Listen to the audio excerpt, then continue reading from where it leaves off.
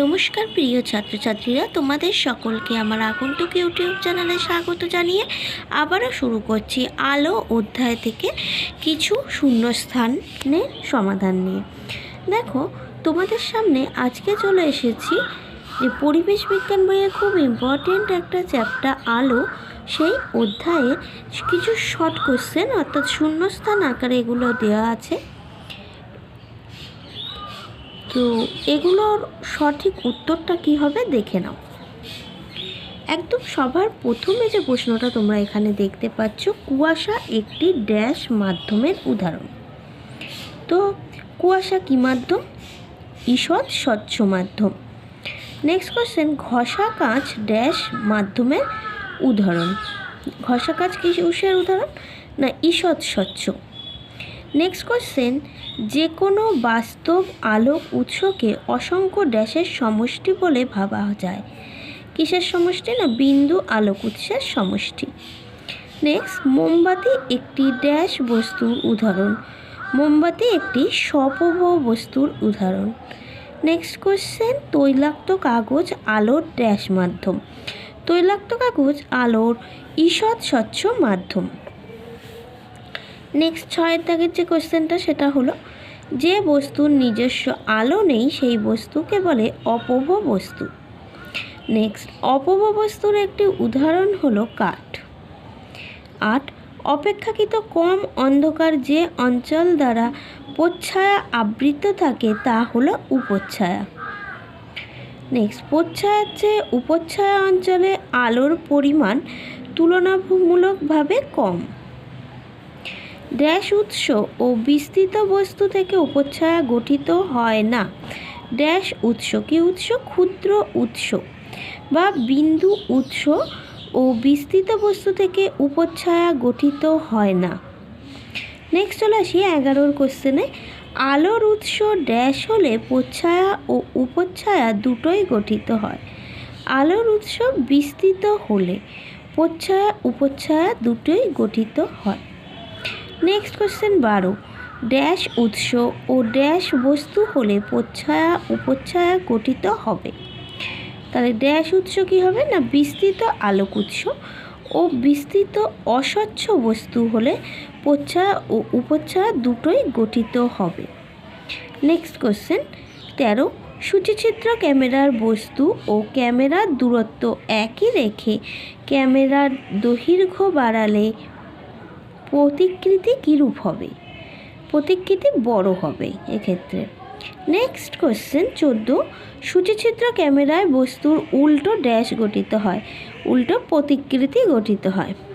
Next 15, সূর্য থেকে আসা আলোক রশ্মিগুচ্ছকে dash আলোক রশ্মিগুচ্ছ বলা যেতে পারে। সূর্য থেকে আসা আলোক রশ্মিগুচ্ছকে সমান্তরাল আলোক রশ্মিগুচ্ছ বলা যেতে পারে।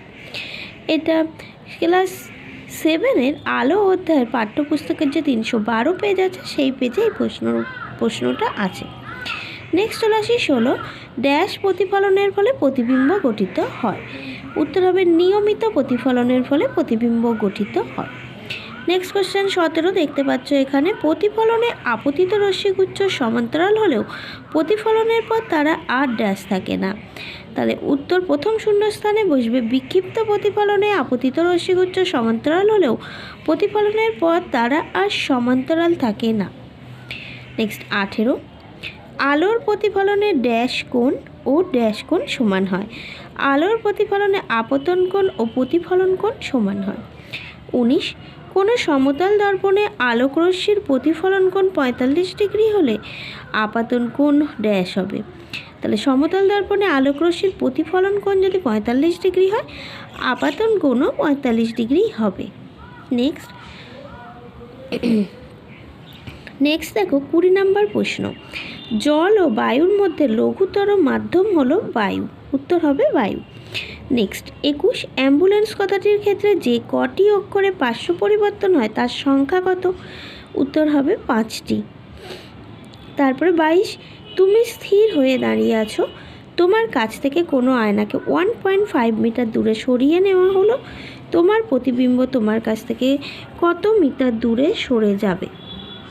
ঠিক আছে, তাহলে যদি তুমি স্থির দাঁড়িয়ে থাকো তাহলে তোমার কাছ থেকে আয়নাকে 1.5 মিটার সরিয়ে নেওয়া হলো, প্রতিবিম্ব তোমার কাছ থেকে ডবল সরবে, অর্থাৎ 3 মিটার দূরে সরে যাবে। নেক্সট, শূন্য মাধ্যমে আলোর গতিবেগ ড্যাশ মিটার পার সেকেন্ড। শূন্য মাধ্যমে আলোর গতিবেগ 3 × 10⁸ মিটার পার সেকেন্ড। এবার চলে আসি 24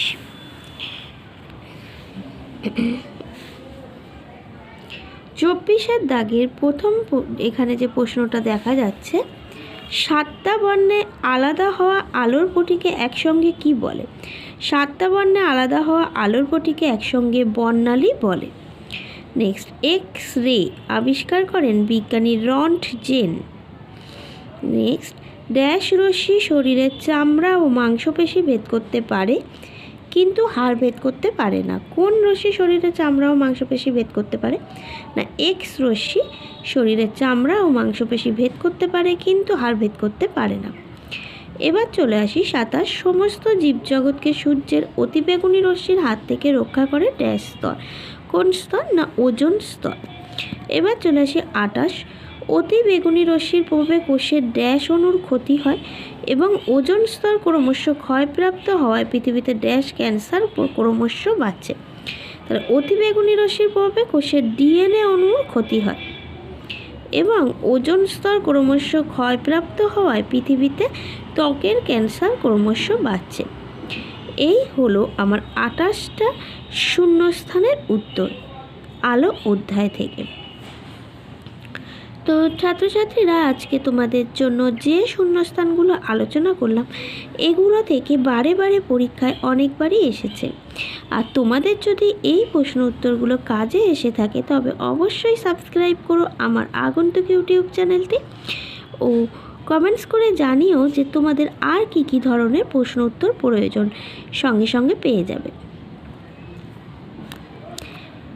তো আজকে এখানেই শেষ করছি, পরের দিন চলে আসবো আরও নতুন একটা বিষয় নিয়ে।